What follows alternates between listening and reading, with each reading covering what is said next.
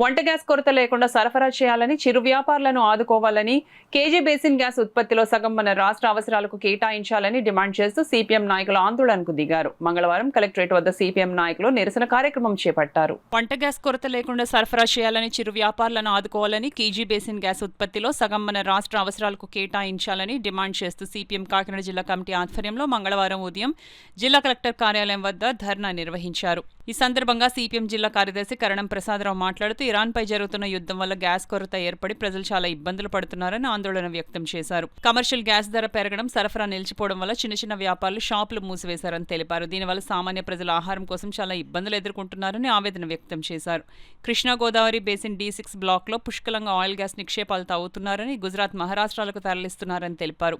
ఆ ఉత్పత్తిలో సగం మన రాష్ట్ర అవసరాలకు కేటాయించే విధంగా రాష్ట్ర ప్రభుత్వం కేంద్ర ప్రభుత్వంపై ఒత్తిడి చేయాలని సిపిఎం డిమాండ్ చేస్తుందన్నారు. సిపిఎం జిల్లా కమిటీ సభ్యులు దువ్వా శేషబాబ్జీ, టేకుమూడి ఈశ్వరరావు, ఎం రాజశేఖర్, సిహెచ్ రాజ్ కుమార్ తదితరులు మాట్లాడుతూ కేంద్ర ప్రభుత్వం అమెరికాకు లొంగుబాటు వైఖరి ప్రదర్శించిన దేశ సార్వభౌమత్వాన్ని దెబ్బతీస్తుందన్నారు. ఇరాన్తో పాటు మన సరిహద్దు దేశాలతో కూడా కేంద్ర ప్రభుత్వం సత్సంబంధాలు కొనసాగిస్తే దేశానికి మేలు జరుగుతుందన్నారు. ధర్నా అనంతరం రెవెన్యూ అధికారి తిప్పే నాయక్ వినతిపత్రం సమర్పించారు. ఈ కార్యక్రమంలో సిపిఎం నగర కన్వీనర్ పలివెల వీరబాబు, జిల్లా కమిటీ సభ్యుడు కెఎస్ శ్రీనివాసులతో పాటు నగర కమిటీ సభ్యులు మలక వెంకటరమణ, నాగబత్తుల సూర్యనారాయణ, సూర్యబాబు, రూరల్ కమిటీ సభ్యులు టి రాజా, సిహెచ్ అజయ్లతో పాటు Chandramalla Padma, T Rani, Ankam Subrahmanyam, K Veerababu, K Simhachalam, U Satyanarayana, Rajababu, Vijayakumar, P Durgaprasad, Satyam తదితరులు పాల్గొన్నారు.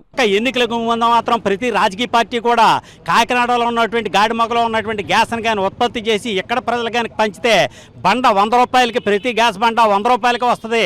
ఆ రకంగా ప్రజలందరికీ సౌకర్యంగా ఉంటుందని చెప్పేసి ఎన్నికలకు ముందు వాగ్దానాలు అయితే చేస్తూ ఉన్నారు.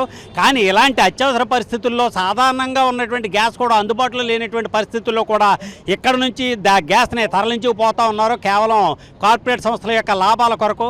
మరో పక్క మోడీ ఏదైతే మన భారత ప్రధాని గారు ఉన్నారో మొత్తం భారత ప్రజల యొక్క సౌకర్యం కాకుండా ఈ దేశంలో ఉన్నటువంటి కొత్త పెట్టుబడిదారులకి, కార్పొరేట్ సంస్థలకి సేవలు చేసి ఊడిగలు చేసే ఉద్దేశంతో ఇక్కడ ఉండే గ్యాస్ పోతూ ఉంటే చూస్తూ ఉన్నాడు.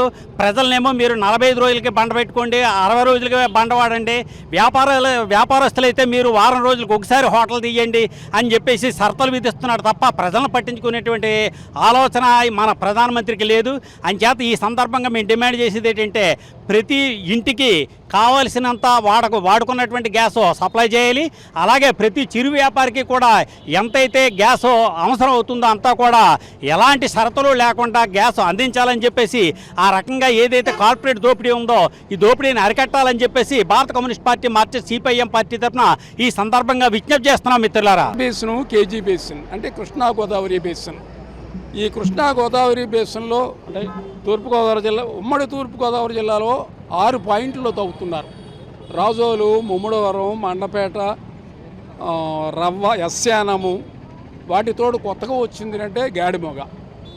ఈ గాడిమొగ ధర ఒకటి జిఎస్పిసి వాళ్ళు పెట్రోల్ తవ్వుతున్నారు, రెండవది రిలయన్స్ వీళ్ళు గ్యాస్ తవ్వుతున్నారు.